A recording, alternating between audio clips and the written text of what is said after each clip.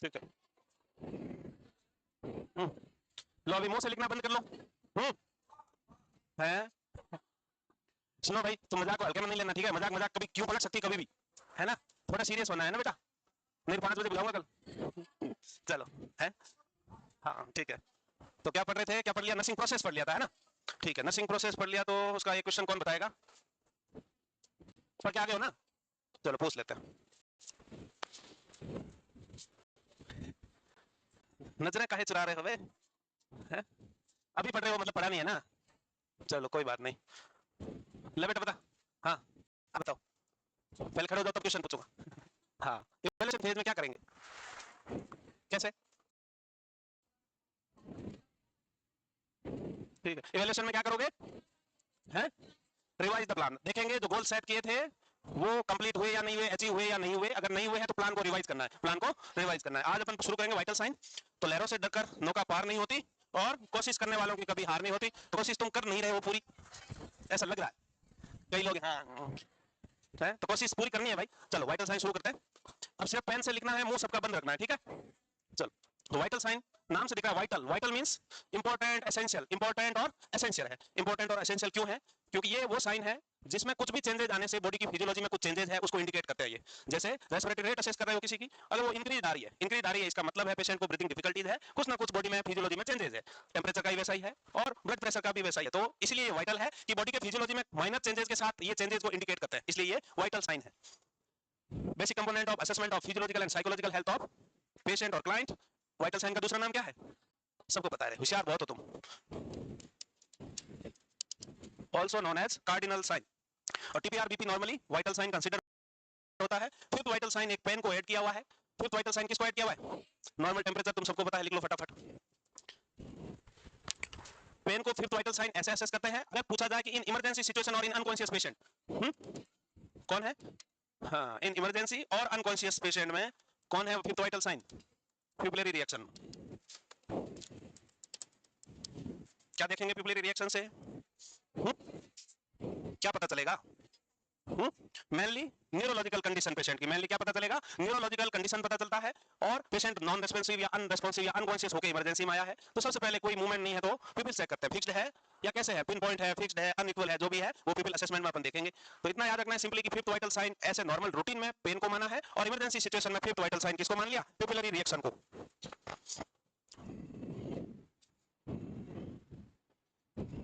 Beep लेना आता सबको?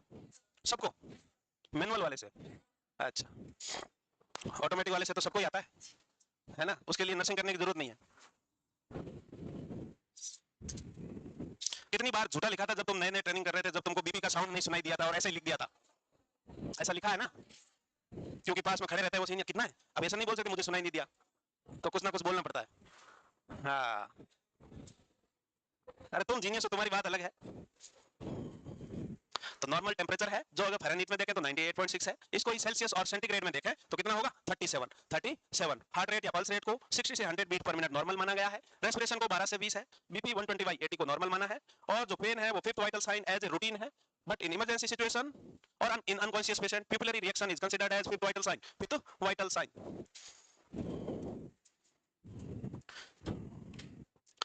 क्लास रुक रही है? नहीं बेटा, क्लास तो चल पड़ी है।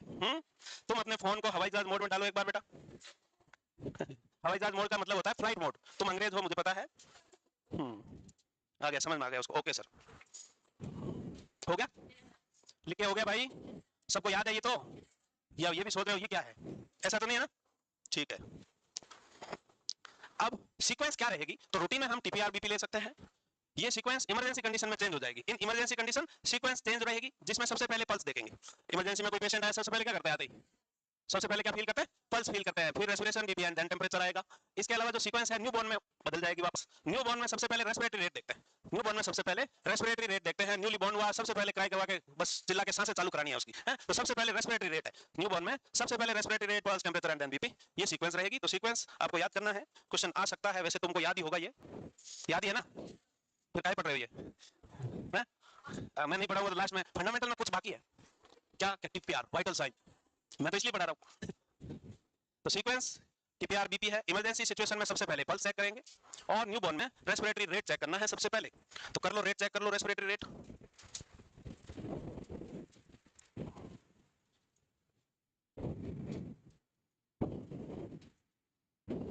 होगी, चेक होगी। ये कई लोग झूठे यूं यूं कर रहे हैं, मतलब लिखा हुआ है उनके पुराना है ना। हाँ तभी तभी तभी तभी मामला गंभीर है। अब टेम्परेचर नंबर आता है। टेम्परेचर, टेम्परेचर क्या है कि बॉडी में हीट प्रोडक्शन और हीट लॉस के बैलेंस को हम क्या बोलेंगे, बॉडी टेम्परेचर बोलेंगे। कि बॉडी में हीट कैसे प्रोड्यूस हो रही है और कैसे लॉस हो रही है, इन दोनों के बैलेंस को हम क्या बोलेंगे, टेम्परेचर बोलेंगे। हीट प्रोड्यूस कैसे कैसे हो सकती है, क्या मैकेनिज्म है बॉडी में हीट प्रोडक्शन का। अरे हीट किससे आती है, खाने के मेटाबॉलिज्म से, metabolism of food, metabolism of food से आती है। जिसमें फैट का मेटाबॉलिज्म होगा तो कितनी एनर्जी मिलती है, कितनी हीट प्रोड्यूस होती है, 9। प्रोटीन और कार्बोहाइड्रेट का मेटाबॉलिज्म होगा 1 ग्राम का, तो कितना मिलेगा, 4। कुछ अलग चीजें होती है, specific dynamic action of food है। स्पेसिफिक डायनेमिक एक्शन क्या है, स्पेसिफिक डायनेमिक एक्शन वो है कि पर्टिकुलर फूड को मेटाबोलाइज करने से, खाने से लेके उसके मेटाबोलाइज होने तक बॉडी में कितनी हीट जनरेट होती है, उसको हम specific dynamic action of food कहते हैं। कि खाना जब खाना शुरू किया और डाइजेस्ट हो गया तब तक बॉडी ने कितनी हीट जनरेट करी, उसको हम specific dynamic action of food बोलते हैं। इसके अलावा जब एक्सरसाइज करेंगे तो हीट प्रोड्यूस होती है। इसके अलावा बॉडी में कोई इंफेक्शन घुस गया है तो वो टेम्परेचर बढ़ाएगा और हीट प्रोड्यूस कराएगा। Certain type of hormones, hormonal changes, वो भी हीट प्रोड्यूस करेंगे। तो ये हीट प्रोडक्शन के है, हीट लॉस के भी मैकेनिज्म है, वो भी देखेंगे। तो टेम्परेचर रेगुलेट कौन करता है, थर्मोजेनेसिस का मतलब क्या है, production of heat. Genesis means production, heat production को हम थर्मोजेनेसिस बोलेंगे, हीट लॉस को हम थर्मोलाइसिस बोलेंगे। और टेम्परेचर रेगुलेटिंग सेंटर कौन सा है, हाइपोथैलेमस है, जिसमें एंटीरियर एंड पोस्टीरियर दो हाइपोथैलेमस होते हैं, पता है सबको। एंटीरियर क्या कहेगा, किसको सेंस करता है, ये हीट लॉस करता है। और पोस्टीरियर, पी फॉर प्रोडक्शन और पी फॉर पोस्टीरियर है ना, हीट प्रोडक्शन।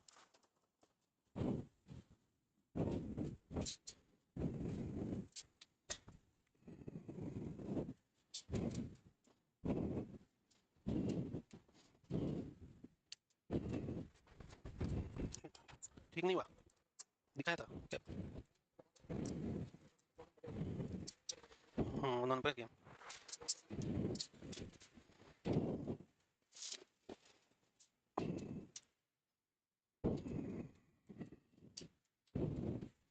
ये कौन है बे, थैले वाले भाई तुम्हारे हैं? अच्छा यूं पीछे रख दिए, स्मार्ट बॉय। हाँ क्या हुआ, हाँ हाँ। कभी भी ऑड और इवन दो होते हैं, हाँ यही लिखा जाएगा। सम संख्या में लिखना है हमेशा। यस बेटा। ईगो डिस्टोनिक का मतलब क्या है, not matching to the ego. और ईगो सिंटोनिक का मतलब है पेशेंट का ईगो भी उसका गवाह है। जैसे डिल्यूजन इज ईगो सिंटोनिक, यानी कि एक पेशेंट है बहुत गरीब है, रिक्शे वाला, ठेले वाला है, पर उसको भी डिल्यूजन ऑफ ग्रैंडियोसिटी हो रहा है और उसको लगता है आई एम द किंग, बहुत रिच हूं, और लोग बता रहे हैं उसको, समझा रहे भाई तू कुछ नहीं है, तू गरीब, पर वो नहीं मानेगा। इसका मतलब क्या है, उसका ईगो यानी इनर पर्सनैलिटी से शूट कर रहा है, वो एक्सेप्टेड है उसको कि वो राजा है, उसने मान लिया है। ईगो डिस्टोनिक किसमें होगा, ऑब्सेशन में। Obsession is ego dystonic. Obsession वाला पेशेंट को लगता है कि उसके जो बार बार थॉट्स आ रहे हैं ना वो इररिलेवेंट है। कौन, हाँ नहीं, obsession are ego dystonic. And जो ईगो से मैच कर रहा है वो सिंटोनिक, जो मैच नहीं कर रहा वो डिस्टोनिक। बहुत अच्छे से लिखो है ना, सिंटोनिक डिस्टोनिक तो है। कहाँ डिस्टोनिया हो गया तुम्हारा, हो गया लिख के भाई, हीट लॉस तो नहीं हो गया, हो रहा है, हाँ गर्मी से हो रहा है। पसीना आके उड़ रहा है, वो कौन सा मैकेनिज्म है हीट लॉस का, पसीना आ रहा है गर्मी से और तुम्हारी हीट लॉस हो रही है, कौन सा मैकेनिज्म है? तो तुम्हें और पसीना आना चाहिए अभी, इवापोरेशन है ना, क्या कन्वेक्शन है, अरे इधर कोई कन्वेक्शन कन्वेक्शन आवाज आई मुझे, तो और पसीने की जरूरत है तुम्हें फिलहाल। खाने के मेटाबॉलिज्म और ऑक्सीडेशन से हीट मिलती है, जो मैंने बोला, जल्दी जल्दी टीप लो फटाफट, इसमें रुकेंगे नहीं। कार्बोहाइड्रेट 1 ग्राम को ऑक्सीडेशन या मेटाबॉलिज्म होने से बॉडी को कितनी कैलोरी मिलती है, 4। प्रोटीन के भी 4 और फैट यानी लिपिड है उसमें 9 है, किसमें, फैट में 9 है। इसके अलावा सराउंडिंग का टेम्परेचर चेंजेस में या फिर कोई डिजीज कंडीशन में चेंजेस आएगा, बॉडी के टेम्परेचर में चेंजेस देखने को मिलेगा और हीट जनरेट होगी। इन्फेक्शन और इन्फ्लेमेशन वाली सिचुएशंस में बॉडी का टेम्परेचर राइज होगा। पता था लिखो तुम। नर्सिंग करते टाइम से ये तीनों वैल्यू याद है ना, या नहीं है, याद था, नहीं था, कोई बात नहीं, अभी याद कर लेना। प्रोटीन और कार्बोहाइड्रेट का 1 ग्राम का अगर मेटाबॉलिज्म होगा तो 4 किलो कैलोरी एनर्जी मिलती है, और अगर वो फैट का है तो 9 किलो कैलोरी है, क्योंकि फैट का सेटेटिव वैल्यू ज्यादा रहता है। सेटेटिव वैल्यू क्या होती है, सेटेटिव वैल्यू ऑफ फूड क्या होता है, सेटेटिव वैल्यू ऑफ फूड क्या होता है, अरे भाई सेटेटिव वैल्यू का मतलब होता है कि कितनी देर तक आपका पेट भरा हुआ रहेगा वो चीज खाने के बाद। वो सबसे ज्यादा किस में रहता है, फैट में। हलवा खा लो घी में बना के, पूरे दिन भूख नहीं लगेगी, डकार आती रहेगी। पेट भरा भरा सा ही लगेगा, और सुबह को पोहे खा के चले जाओ 1 घंटे बाद ही भूख लग जाएगी, है ना। तो ये क्या है स्कैनिटी वैल्यू, कार्बोहाइड्रेट बहुत जल्दी डाइजेस्ट और मेटाबोलाइज हो जाता है, फैट बहुत लेट तक होता है, धीरे धीरे धीरे धीरे होता है, इसलिए हमेशा वो पेट को फुल रखता है। तो जो फैट खाते हैं ज्यादा उनको भूख लेट लगती है, क्योंकि उनके डाइजेशन में बहुत टाइम लगता है, फैट को डाइजेस्ट होने में वक्त लगता है। न्यूट्रिशन पढ़ी नहीं है तुमने, पढ़ी है, चलो ये हो गया क्या। इसके अलावा स्पेसिफिक डायनामिक एक्शन बताया गया था तुमको, वही है ये। Increase the production of energy in the form of heat after taking food is called specific dynamic action of the food। ये फैट का 4% है, कार्बोहाइड्रेट का 5 to 6% है, प्रोटीन का सबसे ज्यादा है 30% है, और मिक्स डाइट का 12% है। ये अलग है, कैलोरी देने से स्पेसिफिक डायनामिक एक्शन अलग चीज है, ठीक है।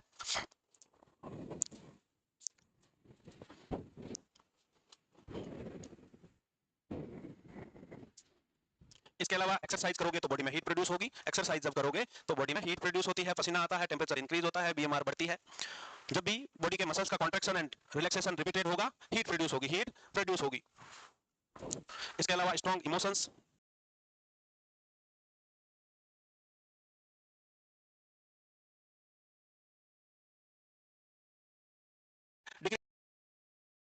होती है during deep sleep, all body में हीट प्रोड्यूस होगी, हीट प्रोड्यूस होगी। इसके बॉडी के मसल्स का कॉन्ट्रैक्शन एंड तो बॉडी में हीट प्रोड्यूस होती है, पसीना आता है, टेम्परेचर इंक्रीज होता है, बीएमआर बढ़ती है। जब भी बॉडी के मसल्स का कॉन्ट्रैक्शन एंड रिलैक्सेशन रिपीटेड होगा, हीट प्रोड्यूस होगी, हीट प्रोड्यूस होगी। इसके अलावा स्ट्रॉन्ग इमोशंस, हार्मोनल चेंजेस, और नींद के दौरान।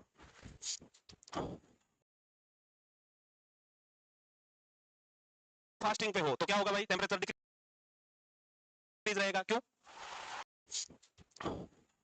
या तो आप सो रहे हो या फास्टिंग पे, और नींद के दौरान हार्मोन बीएमआर बढ़ती है। जब भी बॉडी के मसल्स का कॉन्ट्रैक्शन एंड रिलैक्सेशन रिपीटेड होगा, हीट प्रोड्यूस होगी, हीट प्रोड्यूस होगी। इसके अलावा स्ट्रॉन्ग इमोशंस, हार्मोनल चेंजेस, और नींद के दौरान। या तो आप सो रहे हो या फास्टिंग पे हो तो क्या होगा भाई, टेम्परेचर डिक्रीज रहेगा, क्यों, सोते टाइम तो पूरा माइंड ही सो जाता है, माइंड सो जाएगा तो सारी चीजें डिक्रीज होगी, सारी चीजें डिक्रीज होती है during deep sleep, all body mechanism और rates are slow, rates are slow down है। फास्टिंग में जब बॉडी में खाना ही नहीं तो हीट प्रोड्यूस कहां से होगी, हीट प्रोड्यूस डिक्रीज रहेगी, हीट प्रोड्यूस डिक्रीज रहेगी। तो ड्यूरिंग स्लीप और फास्टिंग स्टेज में हमेशा हीट प्रोडक्शन डिक्रीज रहेगा, यानी कि कम रहेगा। हार्मोन कौन कौन से हैं जो टेम्परेचर को डायरेक्टली अफेक्ट कर सकते हैं, हार्मोनल में मेनली ओवुलेशन, मेनली क्या है, ओवुलेशन और मेंस्ट्रुएशन साइकिल। ओवुलेशन और मेंस्ट्रुएशन साइकिल के टाइम टेंपरेचर बढ़ घट सकता है, बढ़ता है मेनली। इसके अलावा thyroidism and hypothyroidism and hypothyroidism. Hypothyroidism में पेशेंट को क्या होता है भाई, हाइपोथायराइडिज्म वाले को गर्मी ज्यादा लगती है तो हीट सेंसिटिव है, वो हीट सेंसिटिव है। हाइपोथायराइडिज्म वाला क्या है, कोल्ड सेंसिटिव है, ठंड ज्यादा लगती है, ठंड ज्यादा लगती है। तो ये हार्मोन्स बॉडी के टेंपरेचर को अफेक्ट कर सकते हैं। हो गया स्पेसिफिक डायनामिक एक्शन, नहीं हुआ,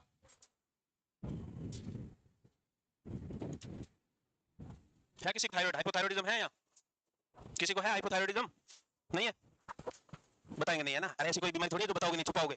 हाइपोथायराइडिज्म नॉर्मल हार्मोनल इंबैलेंस है, किसी को भी हो सकता है, कोई बात नहीं, कॉन्फिडेंशियलिटी मेंटेन रखना जरूरी है ना, एथिकल प्रिंसिपल है वो। हो गया लिखे, अरे हुआ क्या, तो आज बोल नहीं रहे हो तुम, लग रहा है हीट प्रोडक्शन कम हो रहा है। ठीक है, हीट लॉस कैसे कैसे हो सकता है, तो स्किन से 4 अलग अलग तरीकों से बॉडी से हीट लॉस हो सकता है। वो क्या क्या है, conduction, convection, radiation and evaporation. सबसे ज्यादा हीट लॉस किसे होगा, रेडिएशन से होगा। सबसे ज्यादा हीट लॉस किसे है, रेडिएशन से होगा। इसके बाद सेकंड नंबर आपका इवापोरेशन से आता है। तो इसको सबसे ज्यादा और कम की तरफ याद रखने के लिए ऐसे याद रख सकते हो, RECC। और सी में कैसे याद रखोगे, CON तक तीनों सेम है।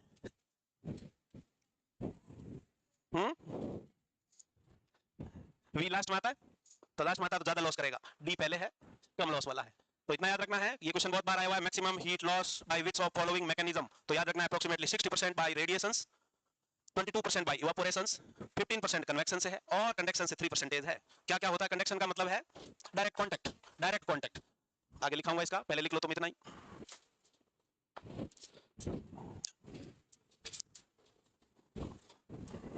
मेन सोर्स है जो हीट लॉस का, यही है conduction, convection, evaporation and radiation through the skin. Major part of heat lost, remaining part है जो हीट का, वो बाय द रेस्पिरेशन और बाय द किडनी, जिससे यूरिन एक्सक्रीट होता है, और बाय जीआई सिस्टम से फीसेज एक्सक्रीशन में भी हीट लॉस होता है। तो ये याद रखना है, 80% almost 80% heat loss through the skin होती है, रिमेनिंग 20% जो है वो लंग्स और बाय द यूरिन और फीसेज के थ्रू होता है।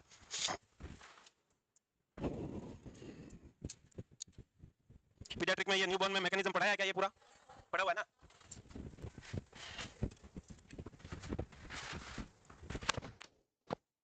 तो भी तुम होशियार लग रहे हो। हो गया? नहीं हुआ क्या?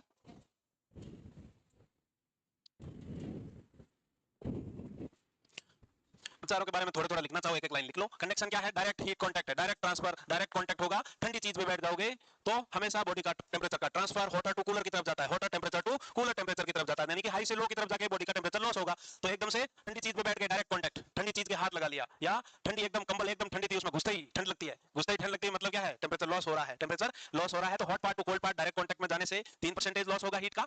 सेकंड आपका कन्वेक्शन है। कन्वेक्शन का मतलब है हवा, सर्कुलेटिंग एयर, ठंडी हवा चल रही है, पंखे चल रहे हैं, कूलर चल रहा है, बॉडी का हीट लॉस हो रहा है, बॉडी का हीट लॉस हो रहा है। ठंडी हवाएं बॉडी को छूती हुई सन निकल रही है और टेंपरेचर ले जा रही है साथ में, साथ में क्या ले जा रही है? टेंपरेचर।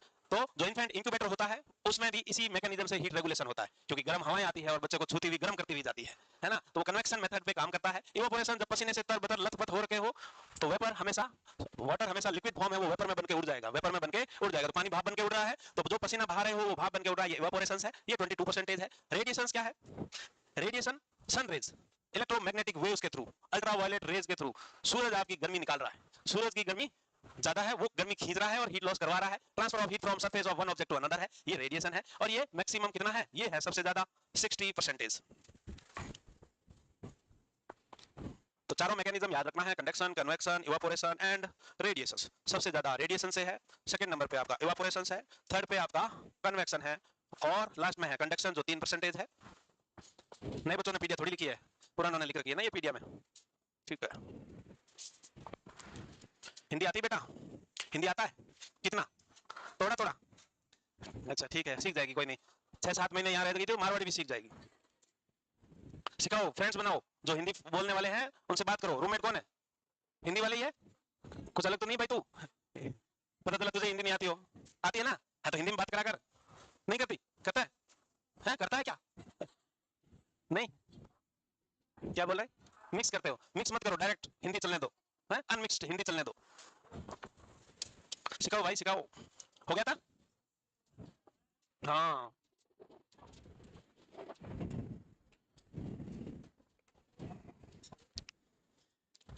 तो कंडक्शन, कन्वेक्शन, इवापोरेशन और रेडिएशन याद रह जाएगा कि नहीं रहेगा? किसको किसको नहीं रहेगा वो बताए? हैं? कौन खटक रहा है आंख में भाई? हैं? कौन है वो? ठीक है चलो। तो कंडक्शन डायरेक्ट कांटेक्ट है, कंडक्शन डायरेक्ट कांटेक्ट से हीट लॉस हो रहा है, कन्वेक्शन में ठंडी हवाएं हैं, इवापोरेशन में लिक्विड वेपर बनके उड़ रहा है, और जो रेडिएशन है वो इलेक्ट्रोमैग्नेटिक और अल्ट्रावायलेट रेज से उड़ रही है हीट। ये 4 मैकेनिज्म है, याद रख लेना। अब चलो आगे। अब बॉडी के टेंपरेचर में वेरिएशंस कहां-कहां देखने को मिल सकती है? तो time of the day, time of the day morning में बॉडी का टेंपरेचर इवनिंग की कंपैरिजन में कम रहता है, इवनिंग की कंपैरिजन में कम रहेगा, क्योंकि सराउंडिंग एनवायरनमेंट का टेंपरेचर भी मॉर्निंग में कम है, तो नॉर्मल सी बात है मॉर्निंग का टेंपरेचर कम रहेगा एज कंपेयर टू इवनिंग। इसके अलावा टाइम ऑफ द मंथ देखा जाए तो ये मेनली फीमेल में मेंस्ट्रुएशन के कारण, मेंस्ट्रुएशन होने के कारण सडन फॉल इन टेंपरेचर देखने को मिलता है। अगर ओवुलेशन है तो स्लाइटली राइज देखने को मिलेगा, और बॉडी का टेंपरेचर मैक्सिमम कब रहेगा? Just before the menstruation cycle, just before the menstruation cycle ये देखने को मिलता है। ये तुमको ओबीजी में अच्छे से ओवुलेशन में मेंस्ट्रुएशन साइकिल में पढ़ने को मिलेगा कि कितना डिग्री कब क्या कब हो गया। एज ऑफ द पर्सन में देखा जाए तो यंग एज में बॉडी का टेंपरेचर ज्यादा रहेगा as compare to old age, as compare to old age. Old age में क्यों कम रहेगा भाई? बुढ़ापे में सब कुछ मामला डिक्रीज हो जाता है, फैट लॉस हो जाएगा, दुबले पतले हो जाएंगे, तो अपने आप थर्मो रेगुलेशन कम हो जाएगा। बूढ़ा होगे तब देखेंगे। डिफरेंट पार्ट ऑफ बॉडी में डिफरेंट टाइप ऑफ टेंपरेचर्स देखने को मिलते हैं, ये बेसिक है, तुमको पता है। ओरल टेंपरेचर 98.6 लिखते हैं, लिखा था, बहुत बार नोटिस किया होगा या नहीं लिया टेंपरेचर कभी?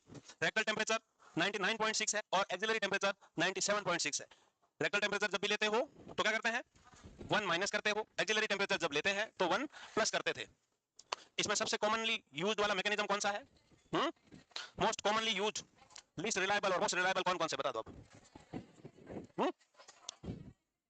हाँ, most reliable rectal temperature, least reliable axillary temperature, most common oral, जबकि हॉस्पिटल में ये किताबों में ओनली है ना, हॉस्पिटल में ओरल टेम्परेचर लेते नहीं है, सब एक्सिलरी लेते हैं। पर किताबी ज्ञान यही कहता है ओरल टेम्परेचर। क्यों? क्योंकि एक्सिलरी लीस्ट रिलायबल है, एक्सिलरी लीस्ट रिलायबल है। इसका मतलब तुम हॉस्पिटल में एक्सिलरी ले रहे हो, मोस्ट कॉमन प्रैक्टिस कर रहे हो, मतलब गलत कर रहे हो भाई। लीस्ट रिलायबल चीज को सबसे ज्यादा ले रहे हो, ये गलत है ना। इसलिए मोस्ट कॉमन ओरल है। Rectal temperature nearby core temperature होता है, nearby core temperature. Nearby core temperature का मतलब होता है 2 तरह के टेम्परेचर होते हैं बॉडी में, एक आउटर सेल टेम्परेचर और एक core temperature. Outer shell temperature तो ये है एक्सिलरी हो गया। ओरल टेम्परेचर भी कोर टेम्परेचर में नहीं आता, क्योंकि ये हम खाने पीने से प्रभावित होता है, चेंज होता है। Hot and cold drink, smoking, chewing gum, ये सबसे चेंजेस आ जाता है टेम्परेचर में, इसलिए रिलायबल नहीं है। एक्सिलरी तो ऑलरेडी रिलायबल नहीं है, ठंडी हवा चली ऑटोमेटिक टेम्परेचर ठंडा हो गया, चेंज आएगा, नॉर्मल नहीं आएगा। Rectal temperature inner body temperature है, बट ये कोर टेम्परेचर नहीं है। कोर टेम्परेचर का मोस्ट कॉमन साइड टिम्पेनिक है। कौन सा है? टिम्पेनिक है, वो लिखाएंगे आगे। चलो फिलहाल इतना लिख लो। हाँ लिखाएंगे रे बेटा, बिल्कुल लेते हैं यूरिनरी ब्लैडर से, लेते हैं यूरिनरी ब्लैडर से कोर टेम्परेचर लिया जा सकता है। अभी आगे आएगा, धैर्य, पेशेंस। क्वेश्चन आया था 9 सेट में, ये चांदी का सिक्का मिल गया यार आज तो। ये देखो किसी की इयररिंग है, क्लास टाइम पे मैं पहन लो, चांदी का नहीं है, कल कोई प्रोग्राम में गिरा हुआ है। तुम्हारा तो नहीं है कहीं लिखिए ये। तो नॉर्मल टेम्परेचर तुमको सब पता है, नहीं हुआ तो इतनी देर क्या कर रहे थे भाई, सुन रहे थे? हाँ तो मैं भूल गया, तुम एक टाइम पे एक काम करते हो, है कि नहीं? माइंड को ट्रेन करो, मल्टीटास्किंग बनाना है ना बेटा। उदास काहे लग रहे हो इतना? नींद आ रही है? नींद उड़ाने का तरीका ऐसा, थोड़ी देर खड़ी हो जा। नहीं आ रही ना, फिर ठीक। आ रही? चलो लिखो लिखो लिखो, लिखने वाले बोल हो जाते भाई। मेरा रिकॉर्ड खराब करोगे, बाहर जाके बोलोगे कि सबसे ज्यादा बोर करते हैं। इससे अच्छा है जल्दी जल्दी लिखो, और जिसने लिखा वो झूठा ही लिखो यार कुछ, ताकि नींद ना आए। अब हो गया? नहीं होता? हो गया था। एक्सरसाइज बॉडी टेम्परेचर इंक्रीज करा सकता है, फास्टिंग और स्लीप डिक्रीज करा सकता है, ये तुमने देखा। अब बात आती है थर्मोमीटर। क्लिनिकल थर्मोमीटर की खोज किसने करी? तो थॉमस क्लिफोर्ड अल्बर्ट ने करी। और मरकरी थर्मोमीटर किसने करी? तो डेनियल गैब्रियल फ़ारेनहाइट है, डेनियल गैब्रियल फ़ारेनहाइट ने करी। अब क्लिनिकल थर्मोमीटर क्या है? ये वही थर्मोमीटर था, बट इसमें मरकरी का यूज नहीं किया गया था। ये टेम्परेचर लेने में 8 से 10 मिनट लगाता था, टेम्परेचर लेने में 8 से 10 मिनट लगते थे इससे। ये मरकरी बेस्ड नहीं था, मरकरी बेस्ड नहीं था। फिर इसने बनाया मरकरी टेम्परेचर, ये 3 to 5 मिनट में टेम्परेचर लेने लग गया। उसके बाद आ गया डिजिटल थर्मोमीटर, वो और रैपिड लेने लग गया, 2 to 3 मिनट्स में ही, है ना। और सबसे फास्टेस्ट रूट टेम्परेचर का कौन सा है? कौन सा? सबसे fastest route tympanic, tympanic 2 to 3 second, 2 to 3 seconds. वो लिखाऊंगा आगे, टेंशन मत लो। तो ये दो दोस्तों के नाम है, आपको याद रखने होंगे। डेनियल गैब्रियल, क्या नाम है? Daniel Gabriel Fahrenheit. तीन तीन नाम रखने की क्या जरूरत है अकेले को?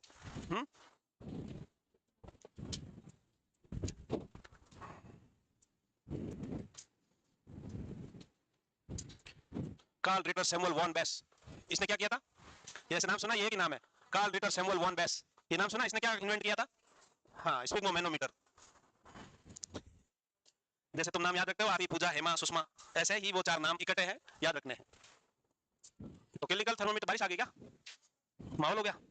तो clinical thermometer invented by Thomas Clifford Albert, और जो मरकरी वाला है वो डेनियल गैब्रियल फ़ारेनहाइट है, डेनियल गैब्रियल फ़ारेनहाइट। 4 लाइन लिख पाए हो? आप टेम्परेचर नापेंगे, हैं? तो ग्लास थर्मोमीटर से टेम्परेचर मेजर करेंगे, तो ये फ़ारेनहाइट और सेंटीग्रेड दोनों में रीडिंग लिखी हुई मिलती है। इसके ऊपर 2 पार्ट रहते हैं मेनली, एक बल्ब और एक स्टेम। बल्ब और स्टेम रहता है। टेम्परेचर की रेंज एवरेज 94 से लेके 108 फ़ारेनहाइट पे है, और सेंटीग्रेड में 35 से 43 है। इसके अलावा ओरल टेम्परेचर वाला जो थर्मोमीटर होता है उसका बल्ब थोड़ा लंबा होता है, लॉन्ग बल्ब होता है, as compare to rectal thermometer, as compare to rectal thermometer जिसका बल्ब शॉर्ट रहेगा। इसके अलावा टेम्परेचर लेने से पहले क्लीनिंग कैसे करनी है, और टेम्परेचर लेने के बाद कैसे करनी है? पहले तुमने सेवलॉन से, तुम्हारे जमाने में नहीं होगा, कोई पुराने बच्चों के जमाने में होगा। हाँ, तो तुम भी पुराने जमाने से हो। हमारे जमाने में तो था, पर अगर तुम्हारे में भी था इसका मतलब तुम भी सेम हो, है? हाँ, तुम्हारे जमाने में तो डिस्पोजेबल है ना, क्यों भाई? कागज वाला, प्लास्टिक वाला, एक मरीज के यूज किया तुरंत फेंका, ऐसा वाला है नहीं है। तो जब टेम्परेचर लेंगे उससे पहले हमको किधर से किधर क्लीन करना है? बल्ब टू स्टेम करना। कितना? ये है बल्ब, ये पार्ट क्या कहलाता है? बल्ब कहलाता है, और ये जो पार्ट है ये स्टेम कहलाता है। यूज करने से पहले किधर से किधर क्लीन कर रहे हो?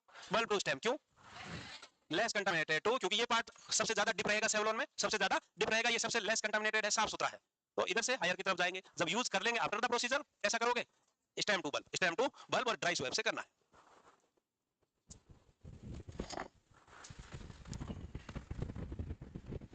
ये जो दोनों लिखे हैं बिफोर और आफ्टर, ये अभी आजकल क्वेश्चन आना बंद हुआ है, वरना ये एग्जाम में क्वेश्चन बहुत बार आया हुआ है। आजकल नॉर्थ साइड का पैटर्न थोड़ा हाई लेवल कर दिया, क्योंकि उनको भी पता चल गया तुम जीनियस हो, है ना। तुम लोग जीनियस हो, इसलिए उसने भी पेपर का लेवल बढ़ा दिया, जीनियसों वाला कर दिया, इसलिए ये क्वेश्चन नहीं आ रहा। फिर भी क्या पता आ जाए। हाँ, सीएचओ में आ जाएगा।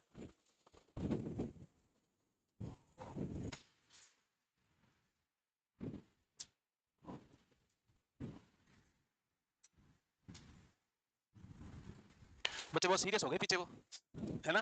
तुम्हारी हर बात में यस सर ही होता है, बहुत आज्ञाकारी हो। इसको बोलते हैं ऑटोमेटिक ओबीडियंट। इसको क्या बोलते हैं? Automatic obedient, pathological compliance to an order. कुछ भी बोले यस सर।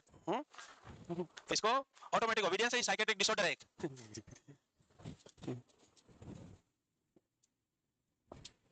लगता है रामलाल के फ्रेंड हो तुम सब, बोलेगा यस सर। हाँ, देवा के भी हो, तुम जानो भाई, तुम्हारा भाई है। हो गया? तो क्लिनिकल थर्मोमीटर है, आपको सामने दिख रहा है, ग्लास वाला मरकरी वाला है, ग्लास वाला है और मरकरी वाला है। अभी ये बैंड कर दिया गया है मरकरी की वजह से, क्योंकि मरकरी पॉइजनिंग कॉज कर सकता है, इसके कारण इसको बैंड कर दिया गया है। इसलिए अब डिजिटल थर्मोमीटर यूज में लिया जाता है। दो पार्ट तुमको पता है, बल्ब और स्टैम्प। टेंपरेचर रेंज 94 से 108, कुछ अलग कंपनी 94 से 110 भी बनाती है, 94 से 110 भी बनाती है कुछ कंपनी। इसके अलावा ओरल थर्मोमीटर होगा, उसका जो आगे का बल्ब होगा वो लॉन्ग होगा, रेक्टल का शॉर्ट रहेगा बल्ब, और बाकी तुमको क्लीनिंग तुमको पता है। चले आगे फिर, हो गया भाई, पीछे लिख पाए उधर? हाँ, अब क्या आवाज जोर से आई। अब ये पुराने जमाने के डिसइंफेक्टेंट आजकल यूज में नहीं है, फिर भी पढ़ना तो पड़ेगा। तो डेटॉल का रेशियो 1:40 फॉर 5 मिनट, सेवलॉन का रेशियो 1:20 फॉर 5 मिनट, और लाइजोल का रेशियो 1:40 फॉर 3 मिनट्स यूज करते थे किसी जमाने में, और अभी भी करते होंगे कहीं ना कहीं। तो इसके अलावा सेवलॉन हॉस्पिटल में बैंड हो गया है, क्यों? क्योंकि उसमें सुडोमोनास ग्रोथ करने लग गया, सुडोमोनास को सेवलॉन अच्छा लग गया, उसके लिए कल्चर मीडिया बन गया वो, तो सुडोमोनास ग्रो होने लगा है, इसके कारण सेवलॉन का इस्तेमाल लिमिटेड कर दिया गया है। इसके अलावा ग्लास थर्मोमीटर कौन कौन सी कंडीशन में यूज नहीं करेंगे? बच्चों में नहीं करेंगे, 7 साल से छोटे बच्चों में नहीं करना है, मेंटली इल पेशेंट में नहीं करेंगे, मेंटली इल पेशेंट में नहीं करेंगे, थर्मोमीटर को घटक जाएगा, बच्चे जैसा ही है वो। इसके अलावा रेक्टल टेम्परेचर भी कॉन्ट्राइंडिकेटेड रहेंगे, किस किस में? किस किस में? स्पेशली कार्डियक पेशेंट में तो रहेगा ही रहेगा, वेगल स्टिमुलेशन हो सकता है, डिसएरिथमिया कॉज कर सकता है। इसके अलावा किसी को हेमोरॉइड्स हो, फिशस हो और ब्लीडिंग हो रही हो, इन कंडीशन में नहीं यूज करेंगे, या फिर डायरिया हो रखा हो, इस कंडीशंस में रेक्टल टेम्परेचर कॉन्ट्राइंडिकेटेड रहेगा। तो रेशियो याद रख लो, 1:40, 1:20 एंड 1:40 वाले दो है, बट उसमें मिनट का चेंजेज है, याद रखना है, मिनट का चेंजेज है। रेशियो डिटोल और लाइजोल दोनों का 1:40 है, 1:40 रहेगा, बट लाइजोल का जो टाइम ड्यूरेशन है वो लो रहेगा, L4 लो टाइम ड्यूरेशन, L4 लो टाइम ड्यूरेशन। तो दोनों का रेशियो तो सेम है, बट टाइम ड्यूरेशन डिटोल का 5 मिनट्स और लाइजोल का 3 मिनट्स है। सेवलॉन का 1:24 5 मिनट्स। ये डिसइंफेक्शन का काम करता था पहले थर्मोमीटर, ग्लास थर्मोमीटर को।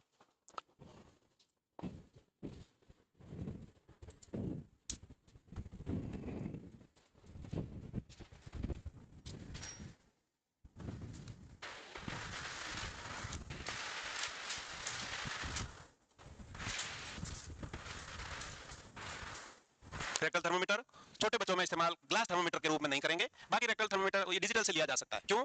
क्योंकि छोटा बच्चा है, एक जगह फिक्स पोजीशन में नहीं रहेगा, इधर उधर मूव करेगा, तो थर्मोमीटर, ग्लास थर्मोमीटर में ब्रेक डाउन, टूट सकता है थर्मोमीटर, इंजरी कर सकता है, इसलिए छोटे बच्चों में कॉन्ट्राइंडिकेटेड है, अदरवाइज कोई कारण नहीं है इसका। कार्डियक पेशेंट में स्पेशल ध्यान देना है। रेक्टल थर्मोमीटर वेगल स्टिमुलेशन कर सकता है, जिससे कार्डियक डिसएरिथमिया कर सकता है, कार्डियक डिसएरिथमिया कर सकता है। बाकी कंडीशन तुमको पता है, किसी को डायरिया है, या फिर किसी को हेमोरॉइड्स है, ब्लीडिंग हेमोरॉइड्स, या फिशर है, anal fissure, bleeding haemorrhoids, loose motion और डायरिया, इन कंडीशन में रेक्टल टेम्परेचर कॉन्ट्रा इंडिकेटेड रहेंगे। मेंटली इल पेशेंट में मोस्ट कॉमन रूट क्या हो सकता है टेम्परेचर का? मेंटली इल पेशेंट में most common temperature taking route क्या होगा? होशियार बच्चे, कौन सा रहेगा? एक्सिलरी। तो लिख लो, मेंटली इल में सबसे कॉमनली कौन सा लेना है? मोस्ट कॉमन साइट एक्सिला, क्योंकि थर्मोमीटर ओरल टेम्परेचर के लिए लगाया तो हो सकता है तोड़ दे, खा ले, लगाया ही नहीं है, ऐसा हो सकता है। रेक्टल टेम्परेचर भी लगाया तो भी उछल कूद कर सकता है, टिकेगा नहीं और इंजरी कर सकता है। सबसे ज्यादा खतरा, कम खतरा किसमें है? एक्सिलरी में है, इसलिए एक्सिलरी रूट ही मोस्ट कॉमन साइट कहलाएगा। अब लिख लिया? हो गया भाई? सोने वाली पोजीशन क्यों ले रही बेटा? लो बताओ, अब बताओ, एक क्वेश्चन आ गया, इसका आंसर बताओ जरा।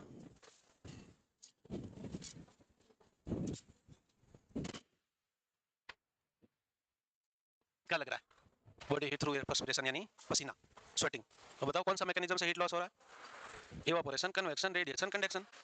कहा है बेटा? बैठो, बताओ बेटा।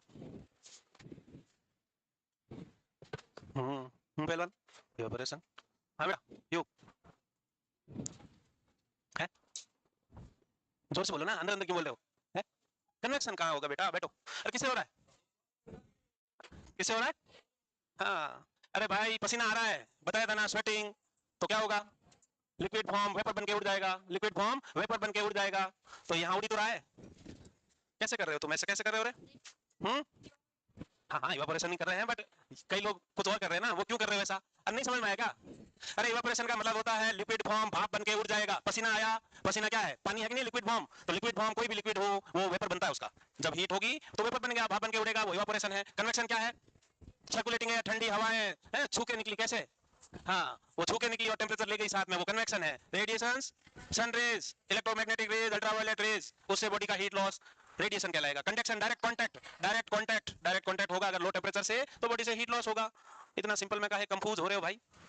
हैं, कंफ्यूज हो रहे हो तुम? अब आ गया आपका फेवरेट थर्मोमीटर जो तुमने हॉस्पिटल से चुराया था, वो डिजिटल थर्मोमीटर। चुराया था, पक्का चुराया होगा। है? चलो ये लेस देन 1 सेकंड में रीड कर लेता है, जरूरी नहीं है 1 सेकंड में रीड करे, अलग अलग ड्यूरेशन भी लग सकती है। जब ये रीड कर लेगा, सेंस कर लेगा, इसमें बीप आवाज आती है, क्या आती है? बीप की आवाज आती है। तो जब तक बीप की आवाज नहीं आए तब तक उसको लगे रहने देना है। हमारे वार्ड में एक बार ऐसा हो गया था, मॉर्निंग स्टाफ ने टेम्परेचर लगाने के लिए पेशेंट के लिए यहाँ लगा दिया था और फिर वो भूल गया था। इवनिंग वाला स्टाफ आया, उसने ढूंढा थर्मोमीटर कहाँ है, थर्मोमीटर कहाँ है। फिर वो सबके पास जा जाके पूछा बुखार नापने वाला है, बुखार नाप, एक ने यहाँ से निकाला, बोला सुबह लगाया था, सुबह लगाया था। पेशेंट नहीं निकालते। ईसीजी के इलेक्ट्रोड ऑपरेशन में लगाते हैं ड्यूरिंग सर्जरी, ईसीजी मॉनिटरिंग के लिए इलेक्ट्रोड्स लगाते हैं। इलेक्ट्रोड्स का मतलब वो ग्लू से स्टिक हो जाता है यहाँ पे, जैसे इलेक्ट्रोड्स आपने देख रखे ना, वो पेशेंट 1-1.5 साल या 6 महीने बाद ओपीडी में आता है, तब तक चिपकाया हुआ है। उसने नहीं निकाला क्योंकि क्या पता कोई मशीन चिपकाई है, उसने नहीं निकालते। वो ऐसे बहुत आते थे हेड इंजरी वाले पेशेंट के, तो बहुत लगे होते थे, जगह जगह लगे रहते थे, कोई नहीं निकालता था, घर वाले निकालेंगे नहीं, और हेड इंजरी वाला पेशेंट खुद तो निकाल नहीं पाता था क्योंकि इतनी रिकवरी होती है, उसके जगह जगह इलेक्ट्रोड लगे होते थे। बहुत बार स्टाफ को बुलाया जाता था ओपीडी में, जैसे पेशेंट ओपीडी में आया फॉलो पे बुला, इधर भाई 6 महीने से चिपका हुआ है, नहीं निकाला है ना। तो थर्मोमीटर ऐसे रख के भूलना नहीं है तुमको। इसकी आवाज अभी स्टाफ की सिंसियरिटी को देखते हुए इसकी आवाज बीप से चेंज करके बहुत बड़ी आवाज करनी पड़ेगी, तेज आवाज, तभी सुनाई देगी, क्योंकि बहुत धीरे पी पी पी करता है, अगर बैटरी लो है तो वो भी नहीं करेगा। तो तुम्हारे कानों तक आवाज को पहुंचाने के लिए इसमें साउंड सिस्टम तेज लगाना पड़ेगा। तो ऐसा देखा हुआ है, सबने चुराया भी है। चलो चलते आगे। एक क्वेश्चन और आ गया, अभी मैंने बता रखा है इसका, और इसका मैं आके पूछूंगा, जिसने आज गलत जवाब दिया उसको मैं आज तुरंत मुर्गी बना के और नॉनवेज वाली दुकान पे भेजूंगा।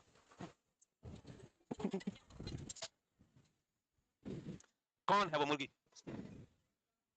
हाँ, मुर्गा भी हो सकता है। चल बता बेटा। हम्म? बच गया, मुर्गा नहीं है तू। ये तो सभी बता देंगे, है ना? कोई मुर्गी तो नहीं है बेटा? आप बताना बेटा। मोस्ट एक्यूरेट मेथड का मतलब है कि कौन से जगह से टेम्परेचर लेने पे रीडिंग एक्यूरेट मानी जाएगी। शाबाश, तो फिर आता था तो इतनी सीरियस काहे हो रही? तो कौन सा है ये? तो तुमको बताइए है मोस्ट कॉमन कौन सा है, और लिस्ट रिलायबल एक्सिलरी है, और मोस्ट एक्यूरेट रेक्टल टेम्परेचर है। चलो ये पहचानो क्या कर रहा है ये। टिम्पेनिक टेम्परेचर ले रहे हैं, 2 to 3 सेकंड में असेस कर लेंगे। ये टेम्परेचर है, टिम्पेनिक वाला थर्मोमीटर है। इसमें कान को अप एंड बैकवर्ड पुल करके फिगर ऑफ 8 में थर्मोमीटर को इंसर्ट करना है। फिगर ऑफ 8 समझते हो? अपवर्ड एंड बैक ऐसे सर्कुलर मोशन में यूं करके यूं। तो फिगर ऑफ 8 एंड ईयर के पिना को कैसे पुल करेंगे? Up and back.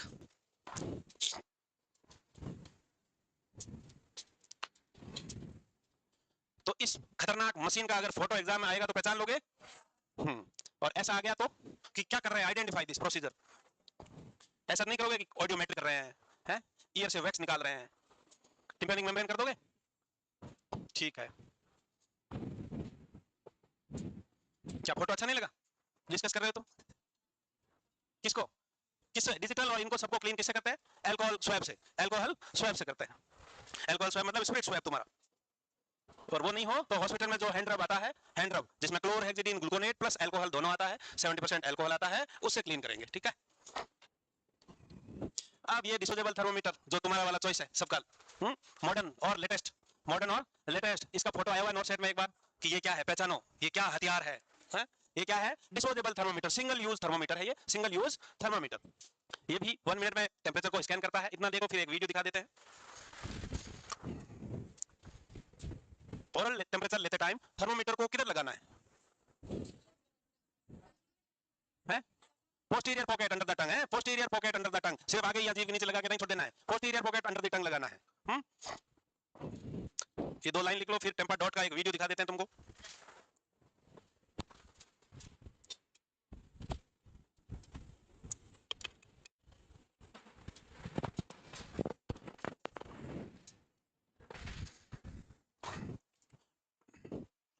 Disposable thermometer है, सिंगल यूज थर्मोमीटर बोल सकते हो इसको, लिख लिए 2 लाइन। चलो वीडियो देखते हैं। आवाज है कि नहीं पता नहीं।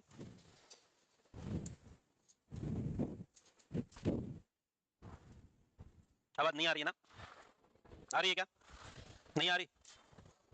आवाज को छोड़ो, सिर्फ देखते जाओ। ऐसे रीड करना, कैसे रीड करोगे? डॉट जो है ब्लू कन्वर्ट हो जाएगी, जिसके आगे की डॉट ब्लू कन्वर्ट होगी 0.2 के गैप से, 0.2, 0.4, 0.6, 0.8 के गैप, 0.2 के गैप से टेम्परेचर रीडिंग है। और जिसके आगे टेम्परेचर की डॉट ब्लू हो जाएगी सबसे लास्ट वाली, क्योंकि शुरू कहां से हो रहा था? लोएस्ट टेम्परेचर से शुरू होते होते होते आएगा ना, तो सबसे लास्ट वाले टेम्परेचर रीडिंग के सामने, जैसे 100 है किसी का बॉडी टेम्परेचर, तो 97 से शुरू होगा टेम्परेचर में रीडिंग, तो 97 से शुरू हुई, 97 वाली 5 डॉट ब्लू हो जाएगी, 8 वाली भी ब्लू हो जाएगी, 99 वाली भी ब्लू हो जाएगी। अब 100 वाली 0.2 पे ब्लू हुई है क्या, 0.4 पे हुई है क्या, या 0.6 पे हुई है, 0.8 पे हुई है, वो आपको नोट करना है। 100 के आगे तो दिख रहा है 100 है, अब कितनी डॉट ब्लू हुई है वो रीडिंग लिख देनी है, और हर डॉट 0.2 के मार्जिन से है, 0.2 के मार्जिन से। ये देख लो, ओरल टेम्परेचर, पोस्टीरियर पॉकेट में डालना है, 60 सेकंड वेट करना है। उसके बाद रिमूव करने के बाद 10 सेकंड तक केमिकल जो कलर चेंजेस है वो होता है, तो 10 सेकंड वेट करना है। उसके बाद टेंपरेचर नोट डाउन करना है। इतने गंदे नाखून। एक्सिलरी टेंपरेचर में 3 मिनट तक वेट करना है। फिर रिमूव करने के बाद 10 सेकंड वेट करके टेंपरेचर नोट डाउन करना। अब आ गया रेक्टल टेंपरेचर। रेक्टल टेंपरेचर के लेने के लिए, क्योंकि ये प्लास्टिक फ्लेक्सिबल है, तो रेक्टल टेंपरेचर फ्लेक्सिबल है इसलिए रेक्टम में इंसर्ट नहीं कर पाएंगे, तो इसके ऊपर शीट होगी, कवर होगा, है ना। क्योंकि फ्लेक्सिबल है तो रेक्टम में इंसर्ट नहीं कर पाएंगे रेक्टम में, इसलिए इस शीट के कवर के अंदर डाल के करेंगे। इस कवर के अंदर से ही टेंपरेचर सेंस कर लेता है ये।